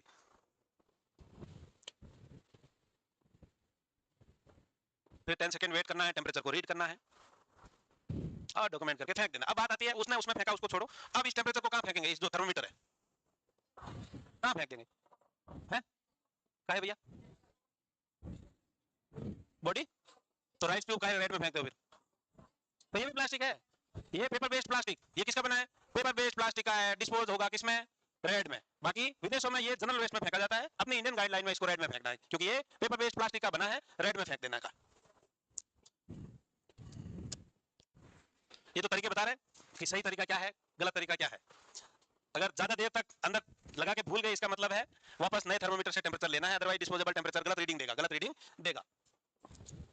बस हो गया। इन पे मेल करके बात कर लो, ऑर्डर कर सकते हो ऑनलाइन। ये नेक्स्ट है आपका हीट सेंसिटिव टेप है। ये फॉरहेड पे, एब्डोमेन पे चिपकाई जा सकती है और ये भी कलर चेंज करती है, हीट को सेंस करके कलर चेंज करती है। ऐसा फोटो दिखा दिया गया कि आइडेंटिफाई दिस प्रोसीजर या आइडेंटिफाई दिस यंत्र, तो ये आपको पहचान लेना है, ये heat sensitive temperature taking tape है, heat sensitive temperature measuring tape है। ये केमिकल इंडिकेटर्स है, अकॉर्डिंग टू टेंपरेचर इसका कलर चेंजेस होगा और अलग अलग टेंपरेचर के लिए कलर कोड है, कलर कोड रहेंगे। तो ज्यादा इसके बारे में कुछ नहीं करना याद, सिंपली ऐसा पहचान लेना है। ऐसा अगर फोटो पूछ लिया तो इसको फॉरहेड पे चिपका सकते हैं, एब्डोमेन पे चिपका सकते हैं, और ये हीट सेंसिटिव टेप है। बॉडी के टेंपरेचर जब भी लगेगा, इनमें जो कलर है वो चेंज हो जाएंगे और अलग अलग टेंपरेचर पे अलग अलग कलर कोड दिए होंगे। तो जिस टेंपरेचर रीडिंग के सामने का कलर चेंज होगा वही एक्चुअल टेंपरेचर नोट किया जा सकता है। ये सब विदेशी ज्ञान है, अपने यहाँ ऐसा है नहीं। है अपने यहाँ है ऐसा? देखा?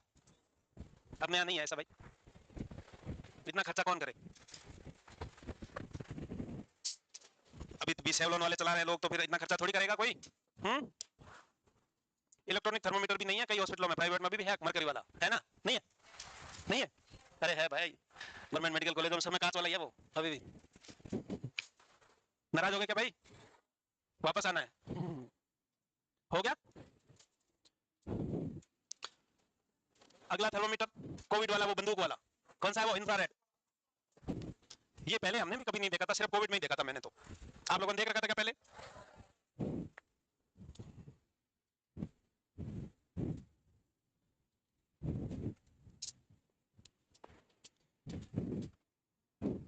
ये इंफ्रारेड सेंसर से बॉडी के टेंपरेचर को सेंस करता है। ये एक्यूरेट टेंपरेचर मेजर नहीं कर पाता, +-1 रहता है, +-1 इसमें एरर रहता है, एक्यूरेट सेंस नहीं कर पाता है।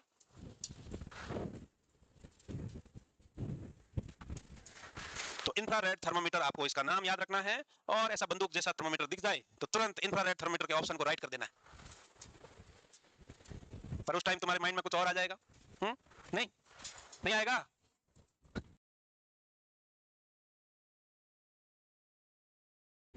हाँ बेटा, क्या हुआ? चाहिए ये थर्मोमीटर चाहिए? चश्मा। हाँ बेटा, क्या हुआ? चाहिए ये थर्मोमीटर चाहिए? अभी आ गया उसके माइंड में, और आ जाएगा। चश्मा। हाँ बेटा, क्या हुआ? चाहिए ये थर्मोमीटर चाहिए? नहीं, तुमको नहीं बोला, पीछे लड़कों को नहीं बोला। नहीं, मैंने इधर बोला आगे। हो गया ये?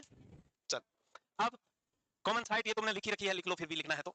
ओरल टेंपरेचर के बारे में बात है कि पोस्टीरियर सबलिंगुअल पॉकेट में इंसर्ट करना इंपॉर्टेंट पॉइंट है। इसमें क्वेश्चन आ जाए, इतनी छोटी चीज और तुम्हारे नंबर कटवा सकता है, पॉइंट 33। ये भी लिख लो। ओरल टेंपरेचर लेते टाइम थर्मोमीटर को 2 to 3 मिनट्स तक रखना है, 2 to 3 मिनट्स तक रखना है।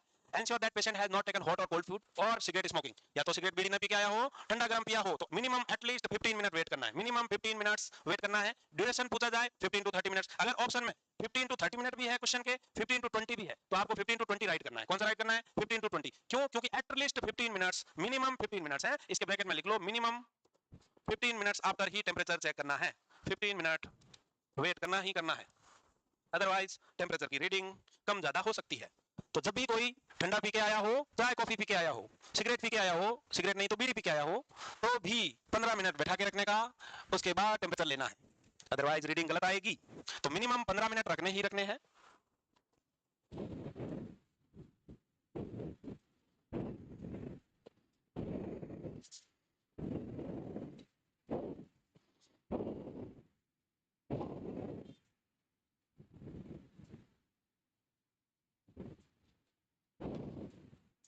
रील्स देख रहे हो क्या रे जुल्फी जावेद के? हैं? किसकी रील है वो? जुल्फी? हैं? लेटेस्ट क्या आया है? हैं? देखते नहीं हो? लड़के देखते हैं सब, उन्हीं से पूछ रहा हूं मैं। अच्छा ठीक है। रील्स टाइम को मिनिमाइज कीजिए भाई अभी। हैं? लिख लिया? इसके अलावा एक्सिलरी आपको पता है ये लीस्ट रिलायबल है। ओरल मोस्ट कॉमन याद रखना क्वेश्चन बन सकता है बेटा। एक्सिलरी भी लीस्ट रिलायबल याद रख लेना का है। थर्मोमीटर 3 से 5 मिनट रख देने का। और रेक्टम जो टेम्परेचर है वो मोस्ट रिलायबल है ही है। कितना इंसर्ट करेंगे इंपॉर्टेंट चीज है। एडल्ट में 3 to 4 सेंटीमीटर करेंगे, इन्फेंट में 1.25 सेंटीमीटर और चिल्ड्रंस में 2.5 सेंटीमीटर। ये पॉइंट बिल्कुल जरूरी है। इसके अलावा टेम्परेचर लेते टाइम सिम्स पोजीशन दी जा सकती है, लेफ्ट लेटरल पोजीशन दी जा सकती है। और ईयर है जो फास्टेस्ट टेम्परेचर वाला टिम्पेनिक वाला फास्टेस्ट असेसमेंट साइट है टिम्पेनिक।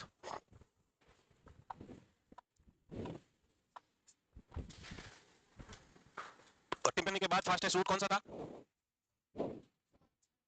हाँ, स्किन वाला, फोरहेड वाला।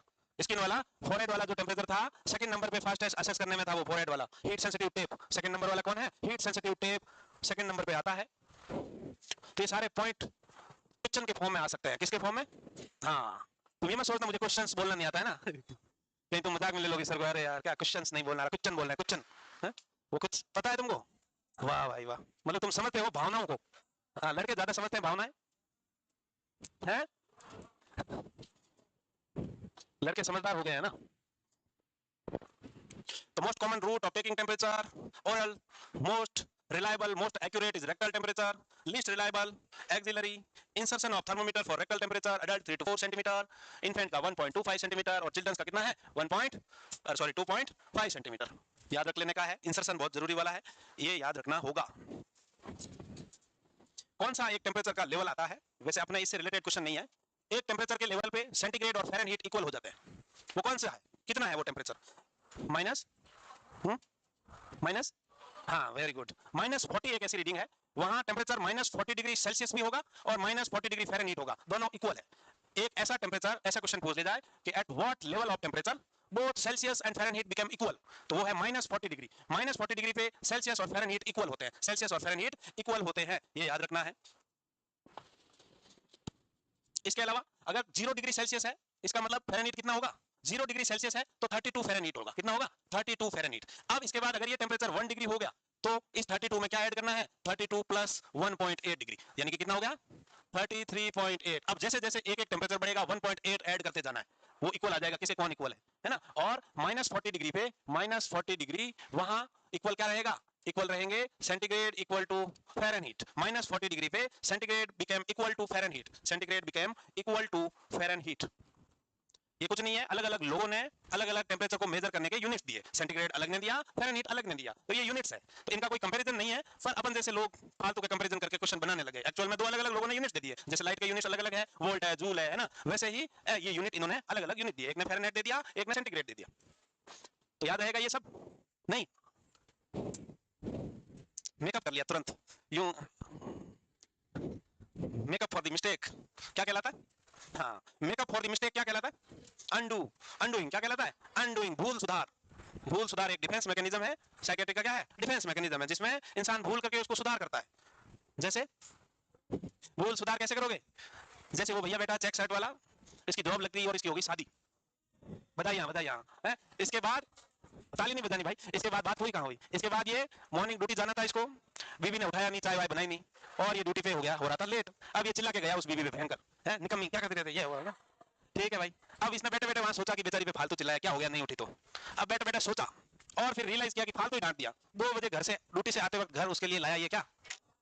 रेड रोजेस या फिर चॉकलेट, आइसक्रीम, जो उसकी पसंद की कोई चीज हो, वो लाके उसको मनाएगा वापस। ये क्या कहलाता है? अनडूइंग कहलाता है। चलो, तो अनडू करने में कोई दिक्कत नहीं है, इससे खुश हो सकता है और मामला सेटल हो सकता है। हाँ, मालिक वाला ठीक ही है। फॉर्मूले भी याद रखने हैं, फॉर्मूले याद रह जाएंगे। सेल्सियस को फ़ारेनहीट में कन्वर्ट करो, फ़ारेनहीट को सेल्सियस में कन्वर्ट करो, तो याद करने हैं और कन्वर्शन आना है। बेसिक गणित तो आती होगी। अरे जोड़ बाकी गुणा भाग आता है कि नहीं? आता है। आज मैं यहाँ बुला के करवाऊंगा, ये कभी देखना। गणित नहीं आती? अरे बेसिक जोड़ भाग गुणा भाग, जोड़ बाकी गुणा भाग तो आता होगा भाई, है? देखते हैं, आज मैं करवा के दिखाऊंगा किसी ना किसी से तो पक्का। अब वो कौन लकी हो सकता है, देखो ठीक है। फॉर्मूला क्या है, अगर फ़ारेनहीट को सेल्सियस में कन्वर्ट करेंगे, फ़ारेनहीट को सेल्सियस और सेंटीग्रेड में कन्वर्ट करेंगे तो C is equal to F minus 32 multiplied by 5/9 multiplied by 5/9, ये फॉर्मूला है। एक याद कर लोगे दूसरा वैसे याद हो जाएगा। अगर सेंटीग्रेड को फ़ारेनहीट में बदलना है तो F is equal to C multiplied by 9/5, उसमें आपको 32 ऐड करना है, उसमें आपको 32 ऐड करने हैं, तो ये फॉर्मूला याद रखना है। अब आपको मैं एक टेंपरेचर बता देता हूं, क्या टेंपरेचर, नॉर्मल बॉडी टेंपरेचर ही बता देता हूं। एग्जाम में क्वेश्चन आया कि एक patient having body temperature of 98.6 degree Fahrenheit convert into centigrade. अब तुमने रट रखा है वो अलग बात है, पर कन्वर्ट करके फॉर्मूला दिखाना है तो कन्वर्ट कैसे करोगे, अगर तुमने वैल्यू रट रखी है तो ऑप्शन में देके कर दोगे, इसको कन्वर्ट करके बताओ। अब वो कौन होशियार जीनियस, नजरें चुराने लगे हो, जरूर कोई बात है।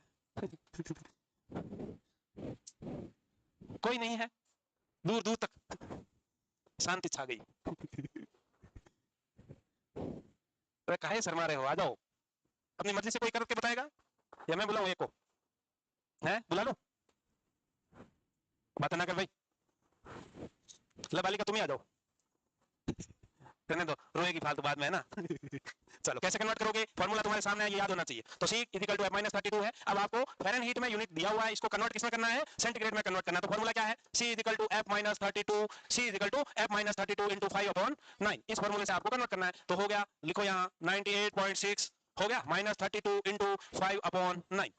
अब इसको इसमें से माइनस कर लो, कितना है 66.6 हो गया, 66.6 ही है, मल्टीप्लाइड बाई 5/9। अब करो 66.6 इंटू 5 करो, कितना आएगा, कितना आएगा, कितना आएगा, कितना आएगा। अब इसको 9 से मल्टीप्लाई कर दो, आंसर आएगा 37, कितना आएगा 37। तो ऐसे करना पड़ेगा, ये जोड़ बाकी गुणा भाग अभी मैं नहीं सिखा पाऊंगा, ये तुमको सीखना पड़ेगा, ठीक है। मोबाइल से फटफट कर सकते हो पर मोबाइल अलाउ नहीं है कि नहीं। तो बस तुमको फिलहाल फॉर्मूला याद रखो, बेसिक गणित है, कोई नहीं है, अलग कुछ नहीं है, बेसिक मैथ्स है, सिंपल बेसिक मैथ्स है। किसको किससे मल्टीप्लाई करना है, किसमें से कितना सब्ट्रैक्ट करना है और किसको कितने से डिवाइड करना है, ये बेसिक मैथ्स याद रखना है और इसको कर देने का है। हो गया, चलो हो गया या हो गया इसको कन्वर्ट करने, नहीं भाई साहब गजब टोपीबाज आदमी, कोई नहीं बोला, कोई नहीं बोला। कोर टेम्परेचर है जो रियल बॉडी टेम्परेचर होता है और इनर बॉडी टेम्परेचर होता है। कोर बॉडी टेम्परेचर का अगर मीनिंग पूछ लिया जाए तो कोर बॉडी टेम्परेचर का मीनिंग क्या होगा, बॉडी का इंटरनल टेम्परेचर है, बॉडी का internal temperature core body temperature कहलाता है। आउटर टेम्परेचर सेल टेम्परेचर कहलाता है, क्या कहलाता है, सेल टेम्परेचर कहलाता है। तो एग्जांपल फोरहेड, एक्जिला, ग्रोइन, इन टेम्परेचरों को हम सेल टेम्परेचर बोल सकते हैं। Rectal temperature actual core body temperature नहीं है, बट बाकी जो साइट्स है, बाकी जो सेल वाली साइट्स है उनसे बेटर रिजल्ट है, मोर एक्यूरेट है, नियर बाई कोर टेम्परेचर है। क्या है वो, rectal temperature is not an actual core body temperature but it's an nearby core temperature, nearby core body temperature, वो nearby core body temperature कहलाएगा। तो लिख लो, कोर बॉडी टेम्परेचर बॉडी का इंटरनल टेम्परेचर है और जो shell temperature है वो आउटर सरफेस टेम्परेचर है, आउटर सरफेस टेम्परेचर कहलाएगा। अब सोचो, नर्सिंग करके आए हो 4 साल, उसके बाद इतना कॉन्फिडेंस नहीं है कि फॉर्मूला सामने लिखा हुआ है, रीडिंग दी हुई है, उसके बावजूद वो हिम्मत नहीं दिखाई कि आके सॉल्व कर सके। सोचो, बहुत सोचने की बात है। अरे डरते काहे हो इतना, क्या हो जाएगा अगर गलत किया तो, क्या हो जाता, हिम्मत नहीं हुई है ना, है ये डर, दर्द, गम जो भी है बस तेरे अंदर है। हिम्मत कर और इस डर को निकाल और फिर देख तू भी एक सिकंदर है। क्यों सिकंदर, काहे डरते हो, हिम्मत नहीं करी पहलवान बेटा, जिम जाता है तो कोई बात नहीं, जिम जाना अच्छी बात है, शाबाश। हो गया लिख के, आगे लिखो sites of core body temperature, sites of core body temperature. अच्छा पहले एक क्वेश्चन कर लो, ये तुमको पता है, जल्दी से बता ही दोगे। कौन है वो, कौन है वो जिसको ये नहीं पता, है कोई ऐसा आदमी, वो यहाँ नहीं है बेटा कोई ऐसा, अगर ऐसा हो तो बोल सकते हो कि मुझे नहीं है पता चल रहा है ये क्या मामला है? तो ये क्या है, लीस्ट एक्यूरेट पूछा है। अब इनमें से कौन सा है, ए या बी, ए काहे नहीं है, ए कौन सा टेम्परेचर है? हाँ बेटा बता आप, मुझ, हाँ बता, ए ऑप्शन कौन से टेम्परेचर को इंडिकेट कर रहा है, ए ऑप्शन कौन से टेम्परेचर को इंडिकेट कर रहा है, कौन सा बेटा, शाबाश बैठ जा। अब यूं कर एक बार, टिम्पेनिक टेम्परेचर है ये, ओरल है, ये कौन सा है, टिम्पेनिक है, टिम्पेनिक, बाकी तुमको पता है। अब लिख लो साइट, कोर बॉडी टेम्परेचर की site, actual core body temperature की साइट यही है। यहाँ एक पॉइंट लिख सकते हो कि रेक्टल टेम्परेचर को, rectal temperature is near by core temperature, nearby core body temperature माना जाता है, एक्चुअल नहीं है but near by core temperature माना जाएगा।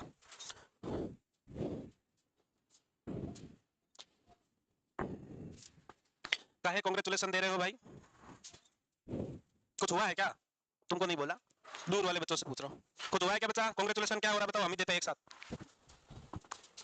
अब कोर बॉडी टेम्परेचर में सबसे कॉमन माना जाने वाला, लेने जाने वाला, मेजर करने वाला टेम्परेचर टिम्पेनिक मेम्ब्रेन है। कौन सा है? Tympanic membrane. नेजोफेरिंक्स, इसोफेगस और ये पल्मोनरी आर्टरी, ये तीनों इन्वेजिव प्रोसीजर्स है। ये ड्यूरिंग सर्जरी नेजोफेरिंजियल वाला मेजर किया जाता है, ओटी में, ओटी और कभी कभी आईसीयू में भी कई हॉस्पिटलों में ये प्रोब होती है टेम्परेचर वाली। बाकी ये एनेस्थीसिया वाले मेजर करते हैं ड्यूरिंग सर्जरीज। ये अगर बच्चों में स्पेशली इन चिल्ड्रन इन तीनों साइड से टेम्परेचर मेजर नहीं हो पाए या इन चारों से नहीं हो पाए तो यूरिनरी ब्लैडर का टेम्परेचर भी कोर बॉडी टेम्परेचर कंसीडर किया जा सकता है। तो यूरिनरी ब्लैडर भी कोर टेम्परेचर बॉडी टेम्परेचर की एक साइट है। तो ये 5 नाम आपको याद रखने हैं। टिम्पेनिक मेम्ब्रेन कॉमनली है, नेजोफेरिंक्स है, इसोफेगस है और पल्मोनरी आर्टरी है। सबसे लिस्ट टेम्परेचर टेकिंग वाली पल्मोनरी आर्टरी है, ये वहां नहीं छेड़ना है। इसके अलावा यूरिनरी ब्लैडर से भी टेम्परेचर कोर बॉडी टेम्परेचर को नोट किया जा सकता है। रेक्टल बॉडी टेम्परेचर को near by core body temperature consider किया गया है। क्या हुआ, इतने गंभीर क्या हो गए कोर बॉडी टेम्परेचर को सोच के? हैं सीरियस हो गए क्या इतना कि ब्लैडर से कैसे करेंगे? अरे तुमको कुछ नहीं करना है, तुमको सिर्फ नाम याद रखने का है। इतना सोचो मत कि कैसे नापूंगी मैं टेम्परेचर, ब्लैडर से नहीं लेना है, तुमको सिर्फ थर्मोमीटर से लेना है। वो भी एम्स में आ जाओगे तो डिजिटल मिल जाएगा, सीएचओ बन जाओगे तो है है अलग अलग है भाई, फंड के अनुसार है, स्टेट गवर्नमेंट कितना फंड देती है उसी के अनुसार सामान आएगा, है ना। याद रह जाएगी ये टेम्परेचर साइड। क्वेश्चन क्या था इसमें, इस बार वाला क्वेश्चन था क्या? वो कोर बॉडी टेम्परेचर का क्या था? एक्सेप्ट में पूछा था, ओरल था उसमें ऑप्शन, तो सबको आता ही है। ब्लैडर भी था ऑप्शन में ना, कहीं ब्लैडर कर दिया क्या? अब बुखार आ गया है, अब क्या आ गया? फीवर यानी बुखार, पायरेक्सिया। फीवर को बोलते हैं मेडिकल टर्म पायरेक्सिया। बहुत सारी डेफिनेशन तुमने दिखी थी। बॉडी टेम्परेचर में इंक्रीज होना 99 के अबव, अगर बॉडी टेम्परेचर इंक्रीज हो रहा है तब उसको हम फीवर कहेंगे। क्या कह देंगे? फीवर कह देंगे। अभी नई गाइडलाइन तुमको याद नहीं रखनी है, वैसे अभी लागू नहीं हुई इंडिया में नई गाइडलाइन। 100.4 डिग्री हो तो ही फीवर माना जाएगा, ये न्यू गाइडलाइन है। बट अभी इंडिया में ऐसा आया नहीं है कहीं किताबों में, पता नहीं भाई बुक में नहीं आया है तो क्वेश्चन कहां से आया पता नहीं, फिर भी तुमको याद रखना है न्यू गाइडलाइन के अनुसार फीवर को 100.4 माना है, ये पुराना 99 है, पुराना 99 तुमको याद है। अब टेम्परेचर पोस्टमार्टम क्या होता है? ऐसा कोई है जिसको इसका मीनिंग भी नहीं पता? कौन है वो आदमी? पोस्टमार्टम का मतलब है after the birth of baby, lady ने डिलीवरी के बाद 24 आवर्स में अगर उसका टेम्परेचर 100.4 है तो वो नॉर्मल कंसीडर किया जाएगा, इन्फेक्शन नहीं माना जाएगा। अगर वो फीवर 24 आवर्स के बाद भी रह रहा है तो इन्फेक्शन के लिए असेस किया जा सकता है। Within 24 hours increased body temperature postmortem is considered normal, is considered as normal body temperature. Fever क्या है? एक डिजीज नहीं है, बॉडी का डिफेंस मैकेनिज्म है। बॉडी का क्या है? प्रोटेक्टिव मैकेनिज्म और डिफेंस मैकेनिज्म है। फीवर एक बीमारी नहीं है और ये साइन है, ये इन्फेक्शन और डिजीज का साइन है। जब भी कोई foreign body micro organism bacteria body में जाएगा, बॉडी उसके खिलाफ लड़ाई झगड़ा करेगी और हीट प्रोड्यूस करेगी, डिफेंस प्रोटेक्ट करने की कोशिश करेगी। डिफेंस में बॉडी हीट जनरेट करती है। अब पहला टाइप आया बात आपका ऑनसेट और इन्वेजन फीवर।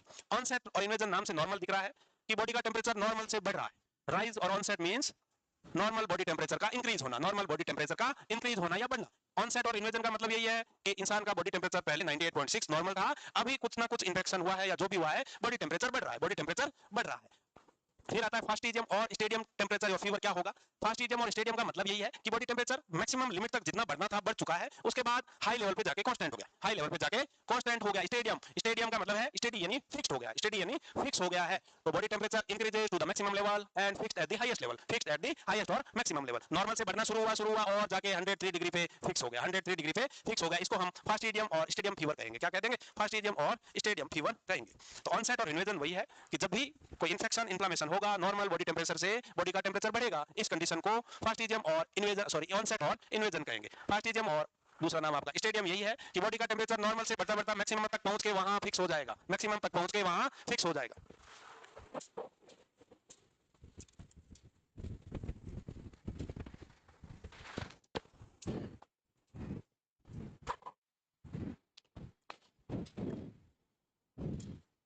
मालिका सो गई क्या?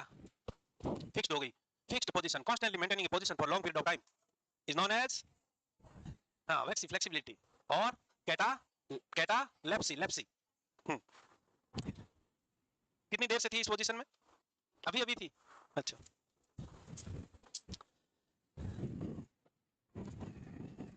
बॉडी का टेम्परेचर अगर 99 से ऊपर जाएगा उसको फीवर कंसीडर किया गया है। रिसेंट गाइडलाइन के अनुसार 100.4 को फीवर माना गया है, 100.4 को फीवर माना गया है। पोस्टमार्टम विद इन 24 आवर्स अगर बॉडी का टेम्परेचर 100.4 है तो वो नॉर्मल कंसीडर किया जाएगा, नॉर्मल कंसीडर किया जाएगा। ऑनसेट और इन्वेजन क्या है? बॉडी का टेम्परेचर नॉर्मल से बढ़ना चालू हुआ, ऑनसेट और इन्वेजन कहलाएगा। फास्टिजियम और स्टेडियम फीवर यही है कि बॉडी का टेम्परेचर नॉर्मल से बढ़ते बढ़ते मैक्सिमम तक रीच होगा और उधर ही फिक्स हो जाएगा, उतनी डिग्री पे फिक्स रहेगा। ये क्या कहलाएगा? फास्टिजियम और स्टेडियम। लिख दिया?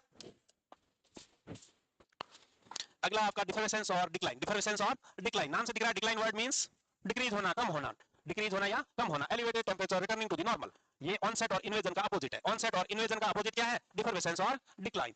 ये दो तरीके से हो सकता है, बाय क्राइसिस और बायलाइसिस। बायलाइसिस और बायलाइसिस, क्राइसिस का मतलब होता है sudden, sudden returns to the normal, mainly malaria में देखने को मिलता है। लाइसिस का मतलब है झिगझैग मैनर में, कम हुआ फिर थोड़ा बढ़ गया, फिर और कम हुआ, फिर थोड़ा बढ़ गया, फिर और कम हुआ, फिर थोड़ा बढ़ गया, ऐसा जिगजैग मैनर में हो रहा है और 2 से 3 दिनों तक वापस नॉर्मल रिटर्न आ रहा है। मेनली टाइफाइड फीवर में देखने को पैटर्न मिलता है, लाइसिस वाला। कौन सा पैटर्न? लाइसिस वाला पैटर्न देखने को मिलता है टाइफाइड में।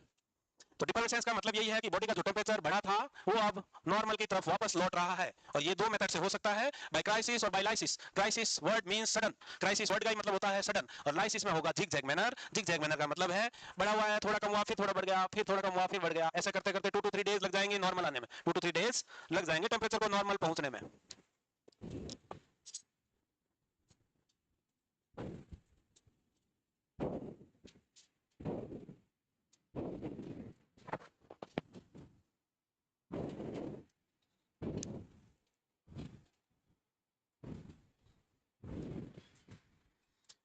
क्या भाई फोन चला रहे हो क्या?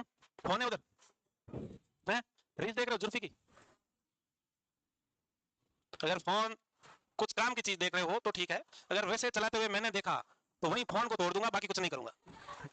और इसमें तेरा घाटा, मेरा कुछ नहीं जाता, क्योंकि फोन भी तेरा टूटा और पड़ेगा, नुकसान भी तुम्हारा ही हो रहा है ना। तो वही वाली बात हो जाएगी, इसलिए ऐसी वाहियात हरकतें बिल्कुल ना करें।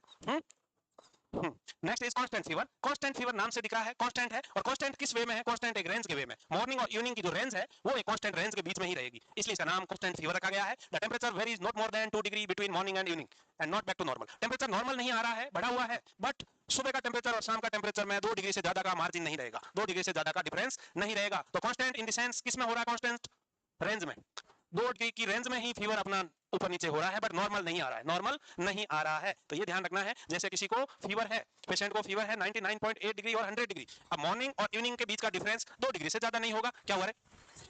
छींका? तो छींक को ऐसे दबाने की क्या जरूरत थी? है?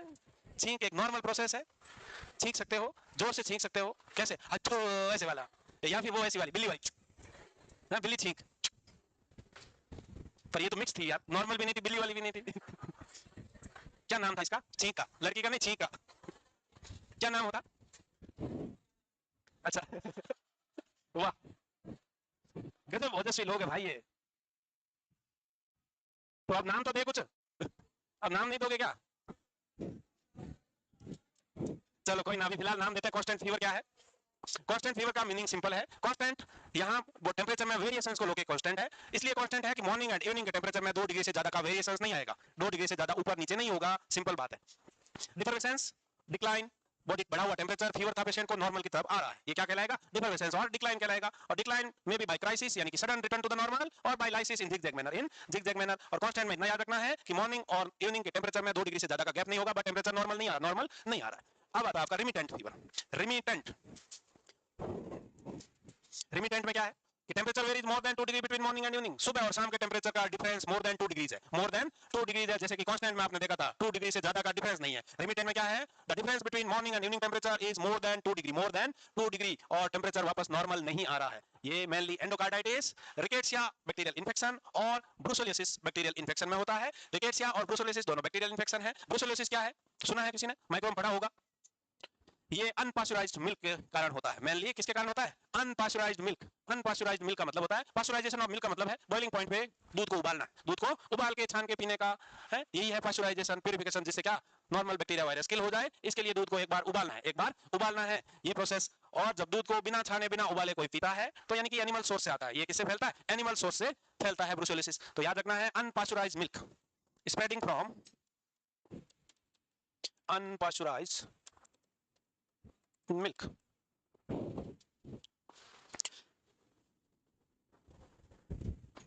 पहले रिमिटेंट पे ही रहो। रिमिटेंट का मतलब सिंपल सा है, मॉर्निंग और इवनिंग के टेंपरेचर का डिफरेंस मोर देन 2 डिग्री होगा, मोर देन 2 डिग्री होगा। वहीं कांस्टेंट फीवर में मॉर्निंग और इवनिंग के टेंपरेचर का difference not more than 2 degree, not more than 2 degree था।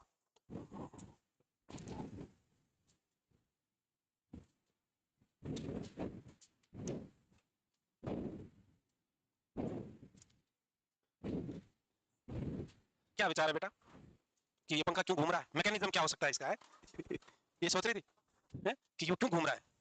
ऐसा सोच रही थी क्या? हो गया लिखे, याद रह जाएगा। क्या है, मॉर्निंग और इवनिंग के बीच के टेम्परेचर का जो मार्जिन है 2 डिग्री से ज्यादा रहता है, 2 डिग्री से ज्यादा रहता है, इतना ही है, कुछ नहीं इसमें। अब आता है इंटरमिटेंट फीवर, नाम से दिख रहा है इंटरमिटेंट। इंटरमिटेंट का मतलब क्या भाई? इंटरमिटेंट का मतलब बीच बीच में, इंटरमिटेंट का मतलब है बीच बीच में। तो यहाँ क्या है, temperature rises from normal to high fever and back normal to at regular interval. Temperature आ रहा है, बीच में नॉर्मल हो रहा है, फिर एक दो दिन ठीक रहा, फिर से बढ़ रहा है, फिर से बढ़ रहा है, ये क्या कहलाएगा? इंटरमिटेंट।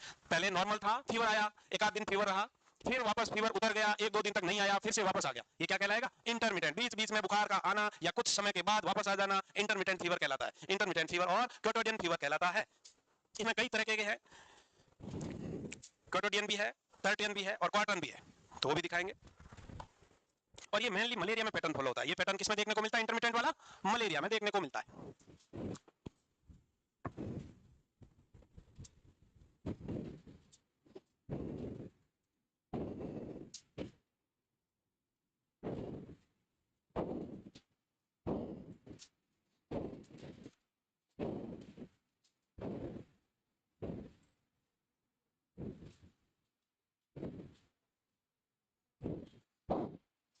हो गया लिखे?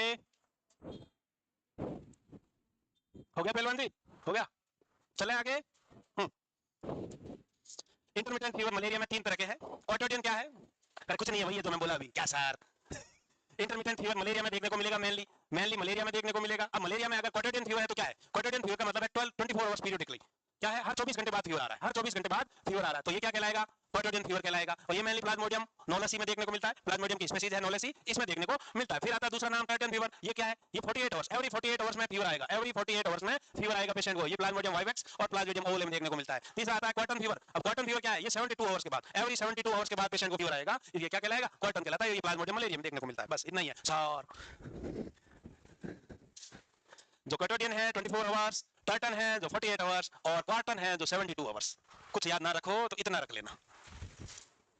और इंटरमिटेंट फीवर रहता किसमें है? तो मलेरिया में रहता है। ये डिफरेंट स्पीशीज में अलग अलग है। ये वैसे कम्युनिटी में तुम और अच्छे से पढ़ोगे। तुमने लिख लिया इतना जल्दी कैसे? अच्छा शॉर्ट कर दिया, शाबाश।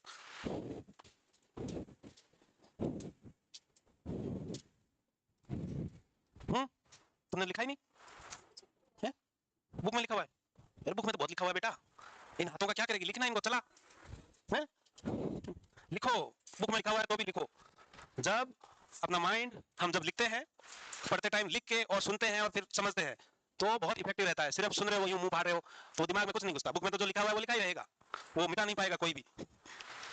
अगर तुमको कुछ अलग लिखना है तो तुमको अपने हाथों से लिखना होगा। क्यों पहलवान जी?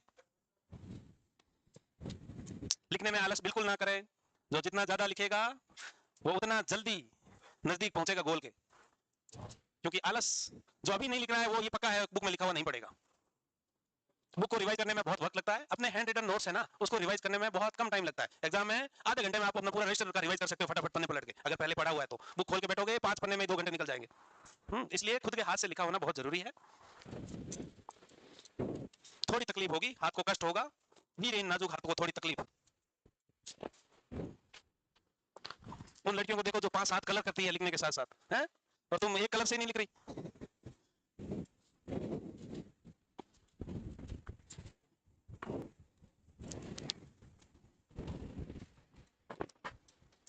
तो इंटरमिटेंट फीवर का मतलब है भाई कुछ समय बाद एक बार बॉडी का टेम्परेचर बढ़ा, वापस नॉर्मल रहा, थोड़े समय बाद फिर से वापस इंक्रीज हो जाना। ये पैटर्न मेनली मलेरिया में देखने को मिलेगा। और मलेरिया में जो आपको दिख रहा है वो क्वार्टेरियन जो पैटर्न है ये 24 आवर्स में रिपीट होता है। टर्टन में 48 आवर्स है और आपका क्वार्टन है जो 72 आवर्स वाला पैटर्न है, जिसमें इन्वेजन और ऑनसेट क्या था? इन्वेजन और ऑनसेट यही है कि नॉर्मल टेम्परेचर से बॉडी का टेम्परेचर बढ़ना, यानी बुखार आया है अभी। डिफरविसेंस यानी कि डिक्लाइन, डिफरविसेंस का मतलब है डिक्लाइन होना। डिक्लाइन का मतलब यही है कि बढ़ा हुआ टेम्परेचर वापस नॉर्मल आ रहा है, बुखार उतर जाना। नॉर्मल वर्ड में बोले तो बुखार उतर रहा है। तो उतरने के दो रास्ते हो सकते हैं, या तो सीढ़ियों से उतरने के दो रास्ते हैं। कुछ बच्चे खाना जल्दी खाने वाले भाग के उतरते हैं, भाग के उतरने वाले क्राइसिस में है, वो क्या है? क्राइसिस है। और जो धीरे धीरे जाते हैं, धीरे धीरे 1-2-4 सीढ़ी उतरी, फिर कुछ याद आ गया वापस आ गई, वो क्या हो गया? झिगझैग मैनर हो गया है। वो क्या है? लाइसिस है। वो क्या है? लाइसिस है। बस इतना ही है और कुछ ना है।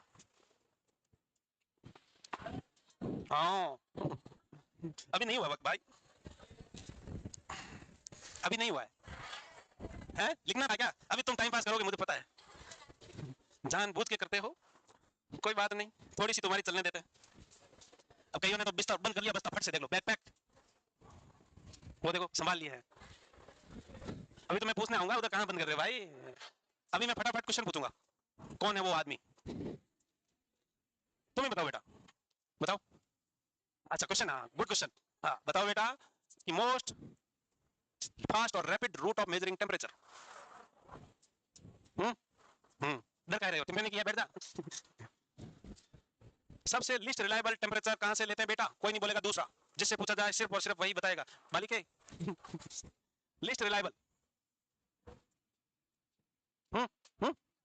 अच्छा ठीक है। अडल्ट में रेक्टल थर्मोमीटर को कितना इंसर्ट करना है, अडल्ट में रेक्टल थर्मोमीटर को कितना सेंटीमीटर इंसर्ट करना है बेटा। अच्छा यूं देखो एक बार, कितना है, 3 to 4 centimetre. Contra indication of taking rectal temperature, Contra indications है बेटा। हाँ डायरिया, और हाँ डायरिया, हेमरॉइड्स, कार्डियक पेशेंट्स और मेंटली इल पेशेंट को भी डाल सकते हो। हाँ बेटा,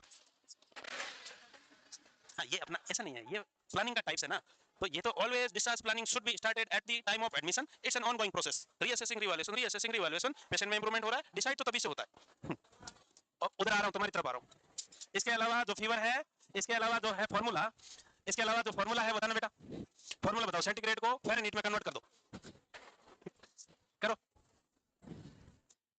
बैठ जाओ। कौन से टेम्परेचर लेवल पे, eight which level both Celsius and Fahrenheit become equal, -40। ओ कहां जा रहे हो, कहां से कहां जा रही है, अच्छा तैयारी, जाने की तैयारी, क्योंकि फिर वक्त लग जाएगा ना। ठीक है बेटा, व्हाट इज क्राइसिस, हाँ बताओ। हाँ कहां से, वो निकालने वाले ने फॉर्मूला बनाया है, एक्चुअल में ऐसा कुछ नहीं। हाँ बेटा, what is crisis, very good, what is lysis, you अभी आ रहा हूँ पीछे यार।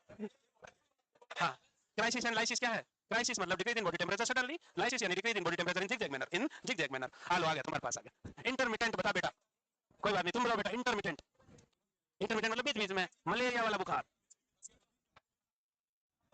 ठीक है, चलो ऐसे पढ़ के आया करोगे, तुम पढ़ते नहीं हो, हालात नाजुक है तुम्हारी। धन्यवाद।